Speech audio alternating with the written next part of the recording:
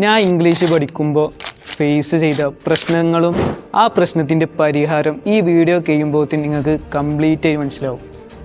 Consistency is very important. ഞാൻ ലൈബ്രറിയിൽ നിന്ന് ഫസ്റ്റ് പുസ്തകം എടുത്തപ്പോൾ എനിക്ക് നല്ലപോലെ വായിക്കാനും കൂടി അറിഞ്ഞിട്ടില്ല. അപ്പോൾ ഞാൻ ഫസ്റ്റ് വായനയാണ് I remember receiving a letter from American publisher. അങ്ങനെ എൻ്റെ വായന.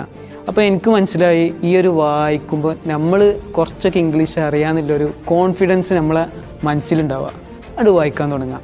അങ്ങനെ ഞാൻ ഒരു ദിവസം 5 മിനിറ്റ് വായിച്ച് ആ ഒരു പാരഗ്രാഫ്, പിന്നീട് 10 ആവും, പിന്നെ ദിവസങ്ങളിങ്ങനെ കഴിഞ്ഞിട്ട് ഒരു മണിക്കൂറോളം ഞാൻ ആ ഒരു പാരഗ്രാഫ് വായിച്ച്.